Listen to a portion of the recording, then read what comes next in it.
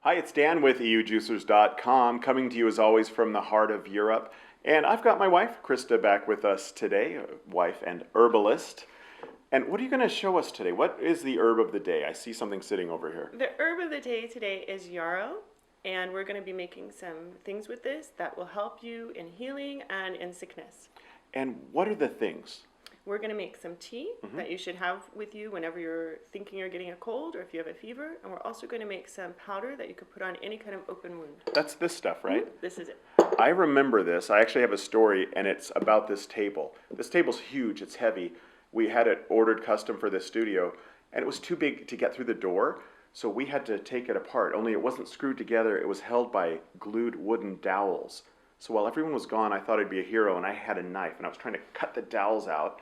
And like an idiot, I cut towards myself, the first rule of what not to do, and I cut my hand wide open. We didn't have any bandages here. I held it under the sink for a while. That wasn't helping. And then I remembered Krista had sent me with some yarrow powder in my first aid kit. So I sprinkled some in, and it actually stopped the bleeding immediately, and I had no infection. It healed really fast, so it was pretty cool.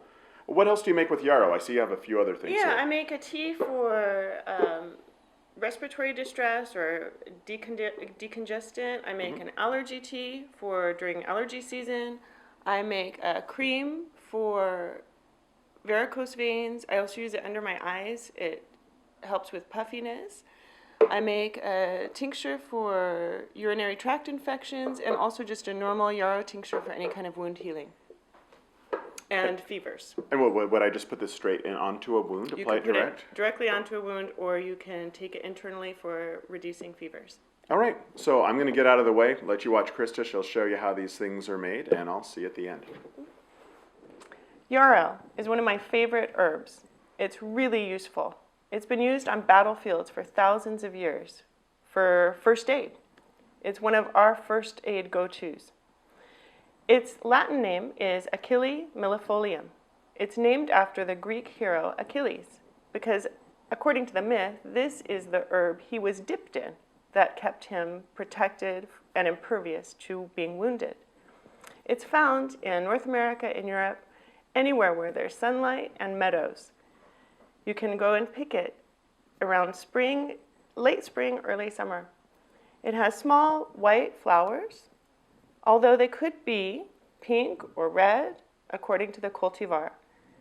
And it has long, really lacy, leafy leaves.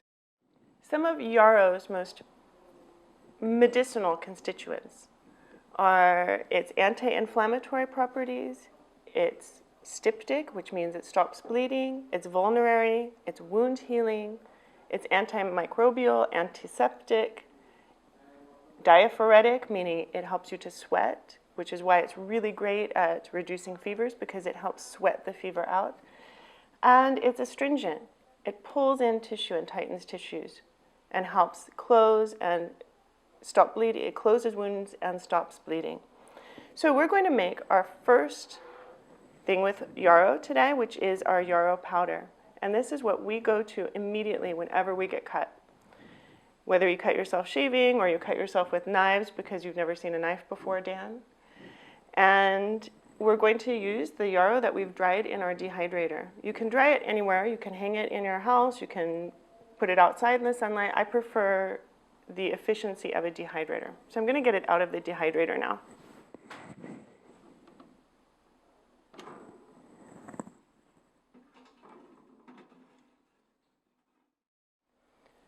So now I'm going to go ahead and take the yarrow out of the dehydrator and cut it into smaller sections so that it will be easier to put into the grain mill.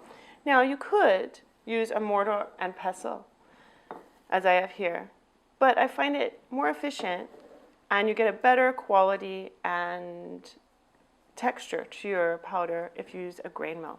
So I'll go ahead and cut it with scissors. You could use a knife, but again, I go for efficiency. And I'm going to cut it with scissors into this bowl. And also send most of it flying across the room. Okay, so now we're ready to put this into the grain mill. So I'll go ahead and turn my grain mill on. And and I'll feed it into the top. This yarrow we happen to pick by our house, and we've found this just everywhere.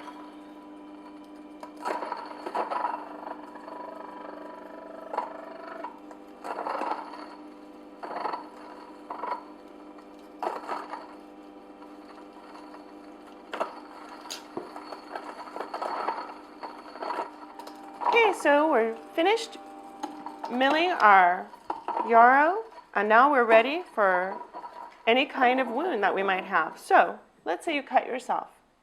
This is so amazing because it not only stops the bleeding, but it cleans any wound and prevents infection.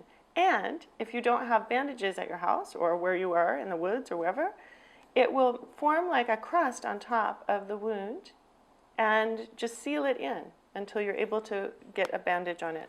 So you just pull some out of your jar and put it right onto your wound, as such. So in order to make this, you need to grab some yarrow from wherever you can find it, dry it, be it in a dehydrator or out in the sun, grind it using a mortar and pestle or a grain mill, and then you have your first aid kit in a jar. So now we're going to make my family's favorite tea using yarrow. This tea is excellent if you feel like you have got a cold or flu coming on, or if you have a fever. So let me tell you what the ingredients will be. First, we'll be using elderflower. Now, normally I pick my elderflower, but we used so much of it this season that I had to actually buy some for this video. We're using elderflower, which has antiviral components, and it cuts the duration of the cold or flu. We're using mint, which is a fever reducer, a diaphoretic, and a pain reliever. So if you're having a fever and you have those aches and pains, this will really help. It also improves the flavor of the tea along with the elderflower. We're going to be using yarrow again. And the yarrow here is very powerful as a diaphoretic, helping to reduce the fever, and as anti-inflammatory, antiviral for your cold and flu. So we've got some of this mint that I've just picked today, and I've got everything also in the dehydrator, so you can see how it looks coming out of the dehydrator. So this is the mint from my garden today, and then the mint that has been dehydrated for a couple of days, and the yarrow again that's been dehydrated. So we're going to run these through the 707, and you'll be using today the blank screen, which will allow this to just be processed into small chunks that will be useful for the tea. Okay, so let's start processing the herbs.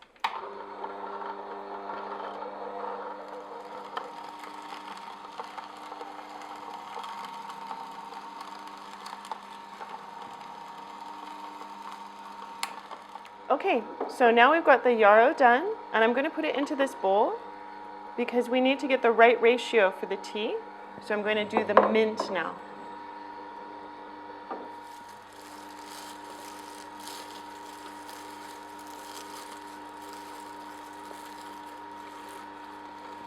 So we finished our mint, and now I'm ready to make our tea. Put this into the bowl here.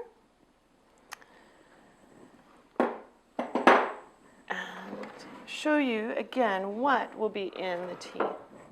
We've got the yarrow, which we've been talking about today, which is anti-inflammatory, antispasmodic for coughing.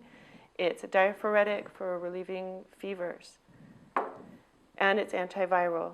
Elderflower, which is antiviral, cuts down the duration of your cold. It is an immune booster, so it boosts your immune system. It also lends a really great flavor to the tea.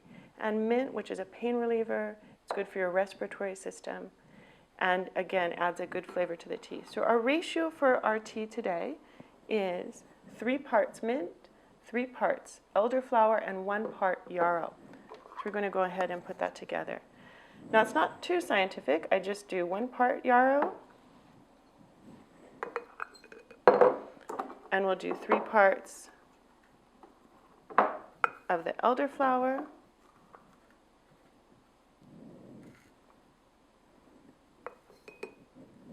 okay, so now we'll add our 3 parts mint. The texture is perfect for tea. This juicer does an excellent job of making the texture great. Okay, I'll just actually go ahead and add all the rest of it.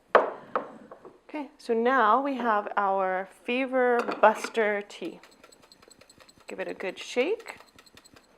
Incorporate all the herbs together.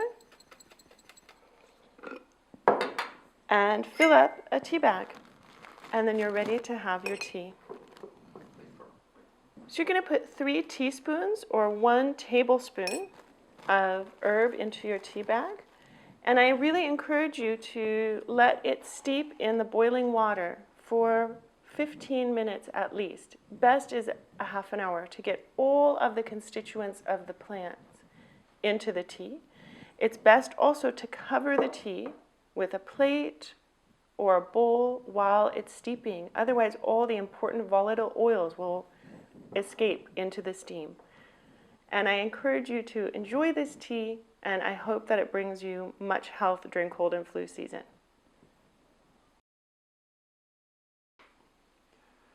So this stuff smells really good. I had to come in and try it. So I hope you enjoyed this video, and we're going to enjoy this tea. See you next time. Cheers. Cheers.